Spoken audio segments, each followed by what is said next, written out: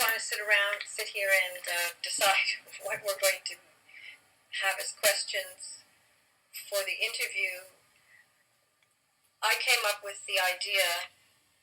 First question was, who is the audience? Who's the audience for this book? Is the audience an advanced spiritual seeker? Is the audience somebody who belongs to another religious group, but also is interested in maybe being happier or improving their life, or they feel something's missing? Okay. Is the audience somebody who the audience for the unknown facts of reality is anyone who sincerely wants answers to his own state of mind, to his own happiness, to his own peace. Someone who wants what is real, what is meaningful, and wants to finally know and feel, aha, this is it. Somehow I've heard what I wanted to hear. This book, this is for those people. Okay, so that covers quite a group of people in terms of spiritual belief. And often people purchase these books or read these books based on an understanding of where they are spiritually. In the case of somebody who doesn't believe there's a God, doesn't abide by any religion, it doesn't think there's one power, it just basically thinks that the world is purely 100% materialistic. Okay. So how would them reading your book, how would it help them? It helps them in this. The fact that they've come to the point where they don't believe in anything or question everything is because something in them is not satisfied. There is a deep seeking, a deep need to find something fulfilling. So the question that I would ask everyone, because the four unknown facts is something that is a fact that most people are not aware of. So therefore it will help everybody under every stage of life. The main thing is this: there is a deep unrest in the heart because it wants something it is not getting. What is that something? Can you name it? Or we can name it many things. Money, success, sex, power. But in the long run, we've tried all these things. So there must be something a little deeper that gives us, finally, my heart is at rest. I feel good, I feel peace. So what is that something? Well, that something is in all of us. All of us. There isn't anyone who is not seeking himself or herself. This means that what we are seeking is not a thing in the world. It is a deep rest of the heart. It is, we can call it love. But if we call it love, then we have an idea what we think love is based on our ideas of love according to our upbringing, nationality, and conditioning. Okay? So therefore, if we go deep into what are the most important things, like if I were to ask you, you are who are asking me, what do you feel is the most important thing there is? You see? And then you begin to hit upon that which is really not something. Because the moment you say, oh, well, it's money. It's got to be greater than that. Because many people are wealthy and not happy. Or power. But there are people who are very powerful and it's never enough. So you will find as you go deep into this, there is a deep unrest, there is a deep longing for something beautiful inside that says, wow, I feel good. So goodness goes into it. But what is goodness? Goodness is not outside of vice or outside of sin. Goodness is a nothing where you are no longer worried or afraid, but rest in that. There is a moment when you are watching either a movie or sunset or hear music. There is a moment when you feel clean and pure inside. You feel a beauty that you've always longed for. Like what makes you look at a beautiful flower and for a moment you forget everything else. or it could be looking at a child, or it could be anything that takes you away from a personal sense of what I want. But deep inside, it is all that you ever wanted. It is a moment of total and absolute rest, which is nothingness, which is emptiness.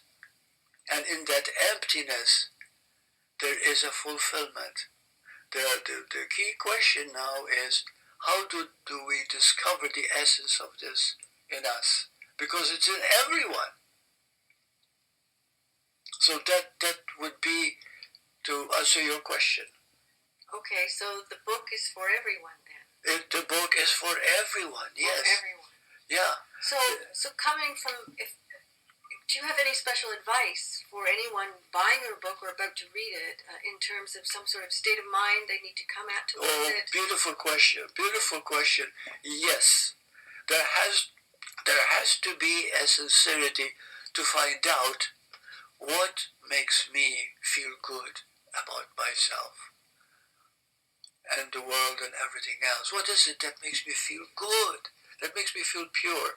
That there isn't this guilt, this worry, this shame, this fear that is constantly haunting me, troubling me, but I can take a deep breath and feel good about everything and everyone. And that something has no name. Because every time you give it a name, you give it a concept. It is beyond concepts. It is something where you, and you feel good, you feel clean, you feel pure. That is in everyone, animal or human. When we begin to discover it is not something. It is not a thing. It is a moment when we almost disappear. You see? And so any label that you give it is not it. It is not a something. It is empty. Empty of everything. But in the emptiness lies a fullness. And this is what has to be understood. Just like the man who's troubled, who's constantly he's very, very troubled with life. Okay, so he said, "No, I need to be alone. I need to go and do something. I'll go fishing." See, and then he goes fishing, and he comes back like a new person, totally relaxed. He hasn't achieved anything. It hasn't attained anything, but there is something that has happened. He has rested and feels good about everything, about himself and about everyone. But since he feels good about everything and about everyone and everything, this means it cannot be a thing. Got it? Mm-hmm. Because when you find that something is troubling you or troubling someone else, it is something. Mm-hmm. To some could be money, to some could be power, to some could be health, to some could be so many things. But it is something that makes you feel good, that makes you feel clean, that makes you feel, wow, I want to be in that state all the time. Can you name it? No. So we call it emptiness. Wow. Empty of the world. Beautiful. That's the most beautiful description I've ever heard of emptiness ever in my whole life. Okay. Now, that is something everybody wants. That is something everybody needs. You see? But if we think that somebody is telling me I need it, then I feel as if I'm being overpowered. Somebody is controlling me. And the point is not that. It is empty of everything until nothing is left. And when nothing is left, you're here. You're now. You're at peace. And finally, there's a moment when you're watching a fireplace, hearing beautiful music, and you're empty of every worry or concern or future or time or everything. It's just here. And that emptiness is the very essence of our heart. You see, it's called heaven because there's no time or place. If we ask by ourselves, when did this need become necessary? It is when we began to think that we can be separate from its essence.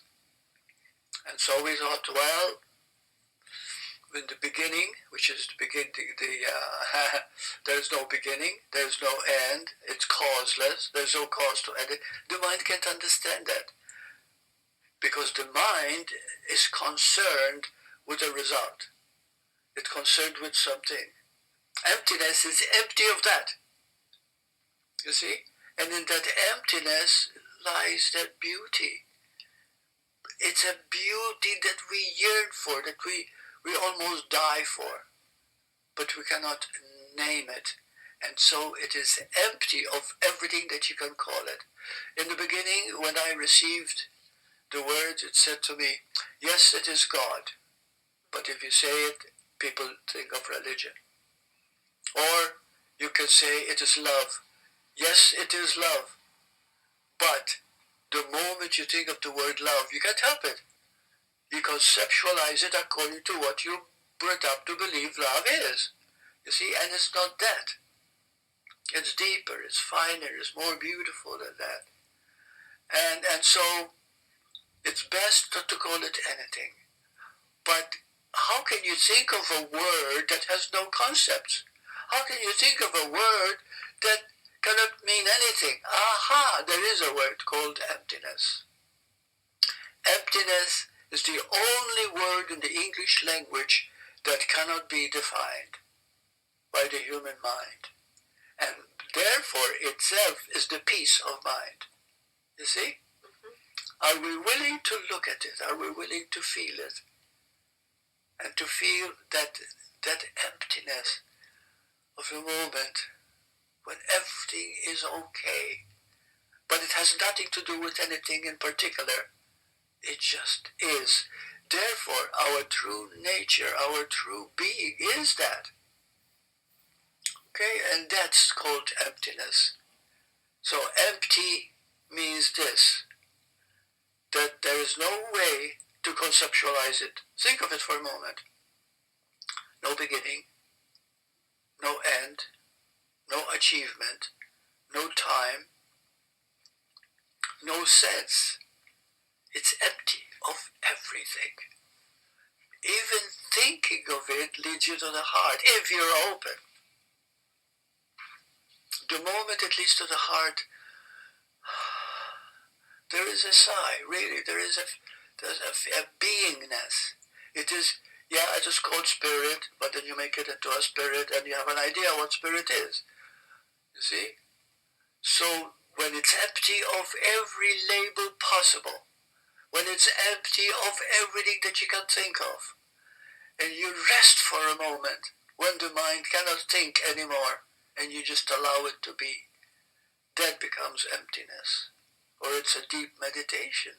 But then again, we have meditation as a technique. Meditation as something to do. See, it is empty of everything. And when you begin to feel that emptiness for a moment, there is a pause. And in that pause, you find what you've been looking for. And find that what you've been looking for is not something. It had nothing to do with a thing. It was itself. See, that's emptiness. Emptiness is a word that's also used in a lot of Eastern spirituality. That's right. And a lot of people claim they can't really grasp, or their religion doesn't take them to this peace. They're not getting this peace, joy in their life that their spirituality is promising them. And I don't know that much about Eastern religions, but would you have some idea as to why that word being used to, I might be putting on the spot here, maybe you don't know enough about Buddhism, why that word, up until now, you just described it beautifully, up until now that word was very hard to grasp. Like suddenly it's a lot more clear, and it seems to be... Right, and this is what Buddha discovered. Buddha discovered he was a prince. He had everything.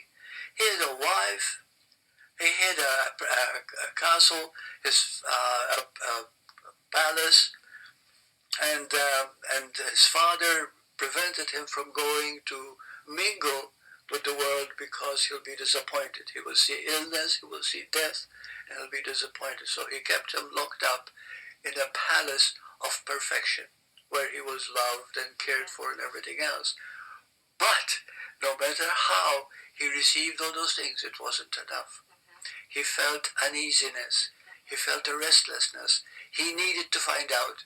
He asked the servant, "Take me out of the city," which is the prince, the prince town, whatever it was, castle. And then he saw death. He saw old age. He saw people suffering. And all of a sudden he developed a great need to, there's got to be an answer to this. There's got to be a way to end this suffering. And he searched and starved himself, and he tore the very hair on top of his head. He was alone, traveled in the forest to find answers. Well, after years and years of searching and suffering tremendously, he lay down under a tree, and all of a sudden he said, "I'm going to stay here until I get an answer. And if I die of starvation, if I die of thirst, then so be it. But I've got to have an answer." His need was so great, his drive for an answer was so impelling, that at that moment, no temptation by women, they gave him these dreams of naked women dancing, satisfying his sexual urges. Nothing was satisfying, because his need for us was important. And then all of a sudden it came upon him, and he said, "I am awake. I woke up. All there is nirvana." And now the key question is, what is nirvana? Nirvana is this emptiness, is this a fullness of being. Now you might say, but can there be fullness of being in a body? No. Can there be in a mind? No. Fullness of being is a nothing. And when this nothing is known, and you yourself are a nothing, in that nothingness lies the answer. And he found it had nothing to do with the world, it had nothing to do with what he thought, it had nothing to do with anything, period. It is nirvana, a state of absolute peace and love and joy and peace and happiness. And these things are not achievable, because they're not a thing. You cannot buy it. You cannot buy happiness. You cannot buy peace, although many attempts are made to do that. So that's what nirvana is. It's a state of being which defies explanation but giving it a moment of stillness. We get to get a glimpse of it. We catch a glimpse of it when we love something so entirely that it takes us away from ourselves. You love your child who's just born, and for a brief moment you hold him or her, and there is an emptiness, a total voidness of a result of what I'm getting. It's just it itself. You look at the eyes of that child and you see emptiness in that child, and you see that it is looking at your own emptiness. See? So it's a voidness of personality. It's a voidness of being a person. Being a person means time. A person means being born and dying. It means a body to you. But the body is a covering for this beautiful sense of being that right now you are searching for, because you know there's something more than just a body. And no matter where you search and no matter where you look, You don't find it because it cannot be found. It's already there. It itself, seeking itself. You see? Yeah, that's it. That's what is. What is all the time. Let's for a moment call it God for the sake of thinking the best that can be, the whole thing that can be. It is God seeking itself. You see? And that is the primary drive, the essence of everything. It's right there. But it has nothing to do with you. And you might say, but if it has nothing to do with me, how can I achieve it? How can I be it? Because you're already it. The it is not the you think you are. You, the word you, referring to the self speaking, is everything. All the people are you. Everything is you. There's no time to you. So this is where we begin to go into the essence of emptiness. If we went into the beginning of time, we find something. Something that somehow it locks us in. There was never a time when it all began. It can be conceived. I remember myself when I realized that I never had a beginning. I never began. I was never born. It's just like something hit me in the stomach. You know? And I knew it is true. It is true. There is no beginning. There is no time. Now, can it be conceived? No. Because the mind thinks in terms of time. You see? Time seems to be going by all the time. Time creates space. Space creates, from here to there. You see?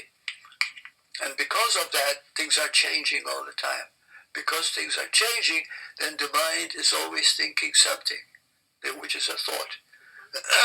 Beyond thought lies the truth of emptiness, lies the truth of nothingness. Buddha called it nothingness. When we are in that nothing state, we are in everything state. When we are empty state, we are fullness state. Why?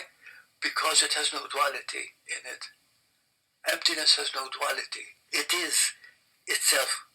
So there was a moment when we had no moment. There was never a time when we were born. There was never a time when we can say we began. Nothing. It's inconceivable. But now if you remain very still and feel it, something in you will begin to talk to you and tell you, yes, I am beginningless and endless being. I am the one I am seeking. But it is not who I think I am. It is not a name. It is not a body. It is not a personality. It is not a nationality. It is not an achievement. It is an emptiness. And that is who I am. And the moment you link into it for a moment, there is a peace that is so beautiful that you never want to lose it again. Okay, that is the beginning of understanding emptiness. I have a question from what you just said. Sometimes when I approach emptiness, or there's a realization of emptiness, there seems to be a little bit of lingering fear.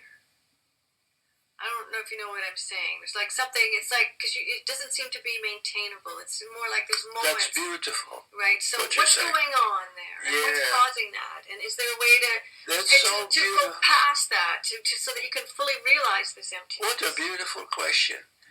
This is the whole point, is that the very thing we are is our greatest fear. Why? So that we can seek ourselves.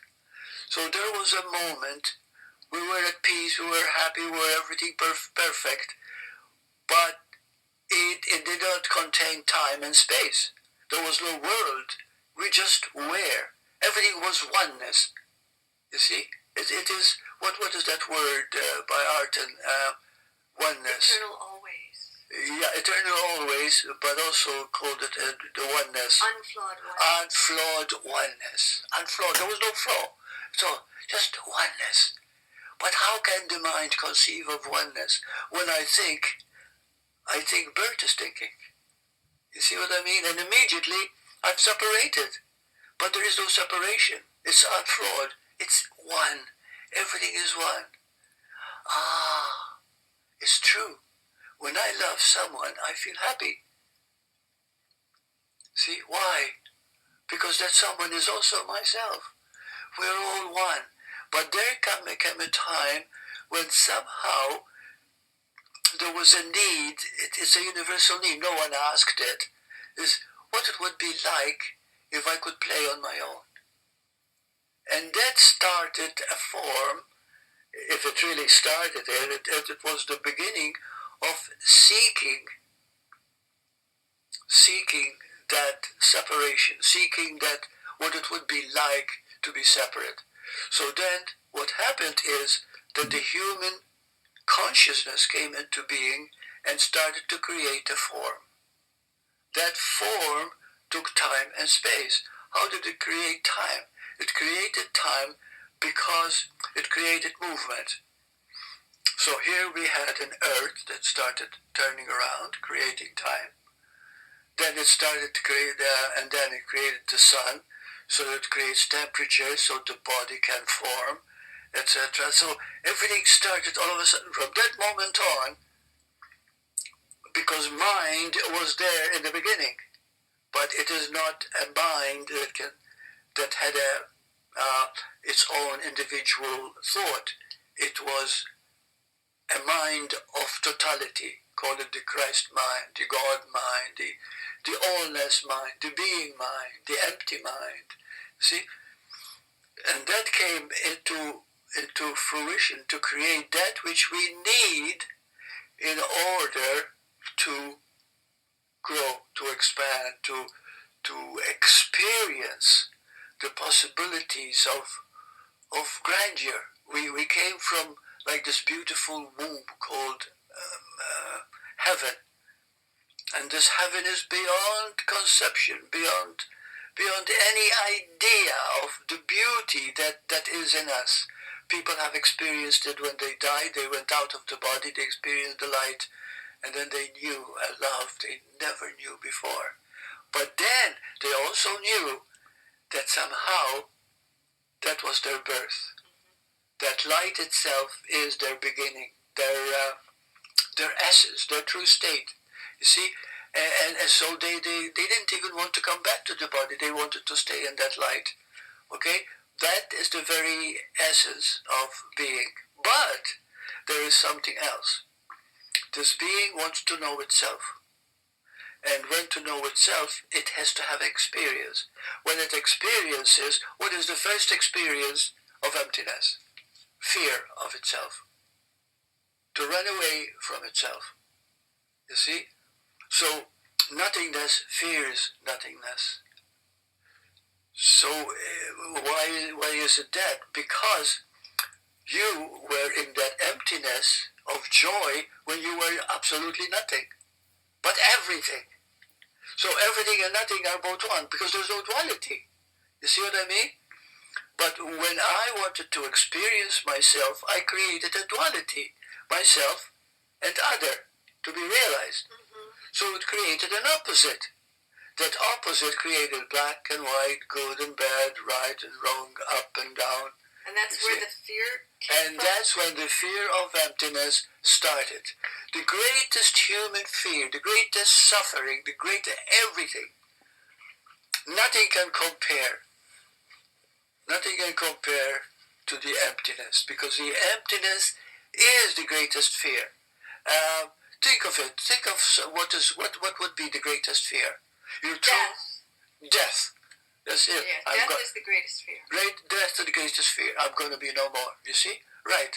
Like one time I was watching a movie of an astronaut, and they were in space, and something went wrong with the ship with which they were traveling, and therefore it needed someone to go out into space to somehow correct what was happening to the ship. Mm-hmm. But that meant to have a cord attached to the ship so that transmission is happening and record whatever it was needed to be repaired. But what happened is that this particular one, somehow, it disconnected from the ship.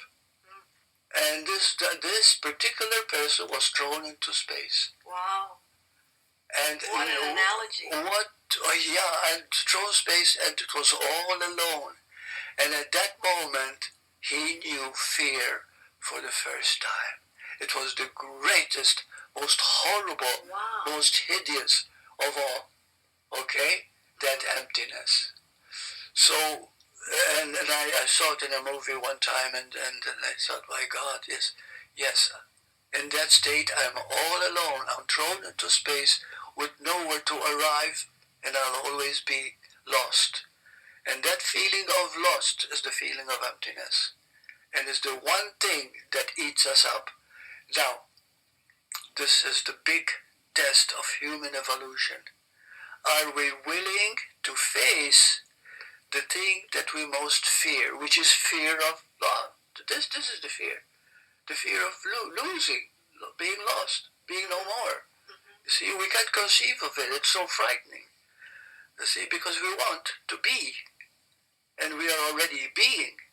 But is it possible to lose it? No. But the possibility comes because I want to experience it.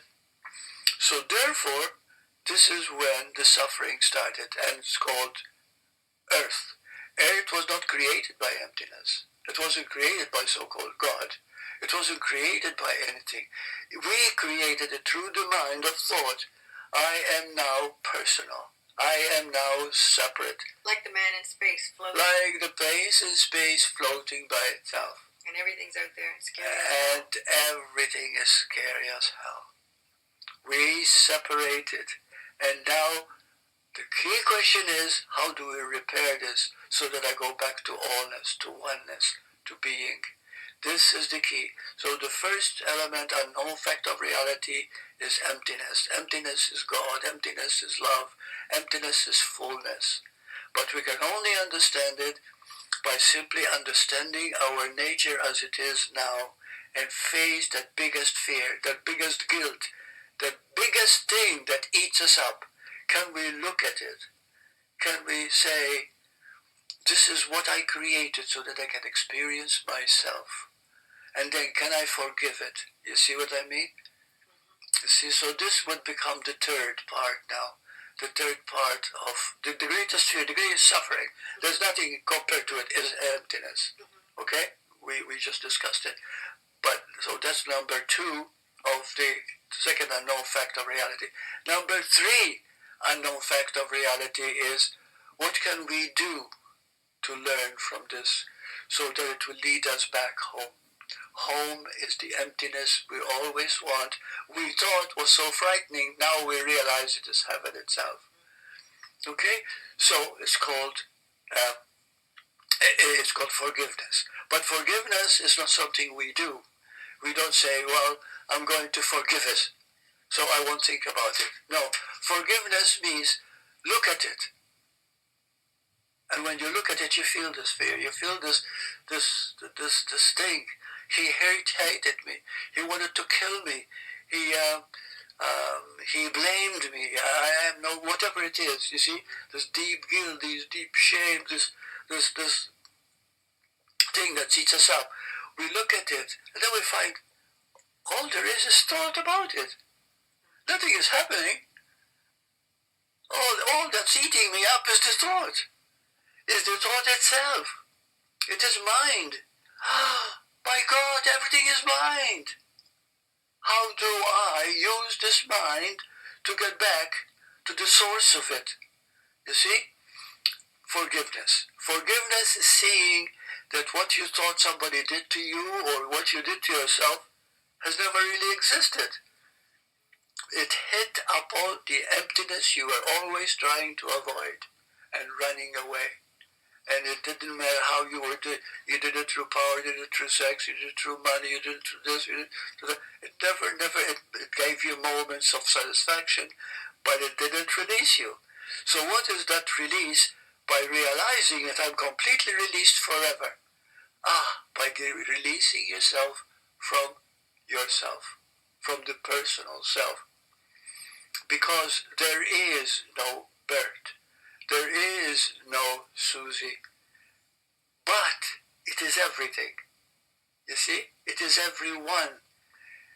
And in that oneness you'll find yourself. So now the only way to do that is to experience those moments of forgiveness where there is a moment of no time and no space. You see, there is that moment when you hit upon that emptiness. You take a deep breath and it feels so good. That forgiveness leads you deeper and deeper. So now, as you begin to forgive, more things happen to be forgiven, which you need. You see, you need to face all the time. Right. So a person reading the book is most likely going to read it because they have one particular thing driving them. Often that's the absolutely, case, right? Yes. And so they want answers to that. Yes. But they sincerely want it. And it maybe it could be large and existential, or it could be some small personal problem. But when they're driving for answers, they're going to go into this. Exactly. So the question is, do they have to look at that fear directly? Is that part of the forgiveness? Yes. But it is not getting involved in it, and that is the point. The point is not getting involved, because then, if you are involved in it, you're thinking it is real. You're thinking it is really happening to you. The point is to look at it and says, but where is it? It is a thought that I'm thinking. It is the thought that I'm making real. Beyond the thought, there is nothing happening. I'm just here. Where is it? Nowhere. And the moment you see that, that becomes the forgiveness. So in a way, the fear is just a cover-up. Yeah, we're discovering it's a cover-up. It's a cover-up. It's like the guilt, like glue. It sticks to your finger. You try to get rid of it by the other hand, and it sticks to the other hand. You can get rid of it. You can't get rid of it. Why? Because you made it real. But once you see that it's nothing, really nothing itself, maybe the glue, I don't know, maybe there's a way of using petrol or using something to clean it out, I don't know. But the point I'm trying to make is that the moment you see it for what it is, and nothing state, the empty state, see, that in itself gives you a respite. That gives you an advantage. That's what awakening is. We don't awakening by reading and study. Well, it helps, but we need many lifetimes in order to achieve something like that. But we can, in just a few short moments, look at it and forgive it. Forgiving, again, repeat, means all of a sudden you said, but there's nothing to forgive. It's all in my mind. It's all happening here, right? And the moment you see that very seeing becomes the release. That person is not bad. I feel sorry for prisoners, but I actually hate the guards that beat them up. You see? So who is worse? To me, the guard is worse in my estimation. Maybe because I've been cheated by teachers, maybe because I was beaten up by my parents. You see, so we always think that someone is better than us or greater than us, took advantage of us. And so we go with the victim rather than with the perpetrator of that victim. You know what I mean? So we use that one. That is not forgiveness. That is simply going from one stage to another to make sense out of it. As long as the mind is trying to make sense out of it, you're trying to keep alive an illusion that is eating you up. The moment you look at it and see it in a detached way, there's nothing there. Just a thought. But I'm here. Just a thought. Nothing is happening. It's just in my head. And I'm safe. And I'm safe. And I'm safe. I have love. You see, I am here. And you do that with every time something happens to take you away. And then you're back and you're continuing on the flow towards emptiness. And you continue on to your happiness. This is Gary Renard, for example, he achieved that awakening. You see, he by feeling that moment of I am, there is an allness. He experienced oneness, even minutely to experience it. So that emptiness is a oneness experience. So our fears are tricks. Yes. Like a card trick, or like a magician. It's a trick. It's a trick to keep us away from this glorious, beautiful, happy, eternal realization of emptiness or God or nirvana. It's all a trick. It's all a trick. Because it's our mind that's taking us there. Our mind is like the choo-choo train, and now our mind is occupied going in a different direction. And so and it always wants to go someplace. But even being in the direction of it, you're there. Right. You're in emptiness. Yes. Yeah. Amazing. But you're always in emptiness. It's amazing. Yeah. That realization of emptiness, when it comes solid, that's called awakening. I woke up. Now I see the truth. Yeah. My goodness, I haven't achieved anything. I am not important. Nothing. But there's nothing. This is so beautiful. I am, and it's always forever. You know. It's never going to go away. So this is when it becomes trust. You trust that this is all there is, but it's everything I ever wanted, and I'm back home now. You see, and that's it. That's the four unknown facts of reality. You see, number one, what emptiness means. Number two, it is our greatest suffering. Number three is how to heal it and forgive it through forgiveness. When you know how to forgive it, you begin to trust that forgiveness itself is the key. You need to do nothing. You don't need to punish yourself. You don't need to pay alimony for it. Nothing. You don't need to correct anything. You just need to forgive it. And that becomes the awakening of it. You see, that trust. And from now on, you lead a normal life like everybody else. Nobody knows you as different. Nobody knows, but they say, she's so beautiful, she's so wonderful, she understands. Okay, what they're really saying is, you awakened. And that's it. That's it. No big shenanigans. And you trust that this is who you are. You don't need to do anything about it. Now that you're home, you see. And that's the complete knowledge of the four unknown facts of reality. And it's only one fact, and that is emptiness. Wow. That sounds so beautiful. Yes. That's amazing. Thank you, honey. This is the best. Amazing. This is the best interview I have ever had. Thank you.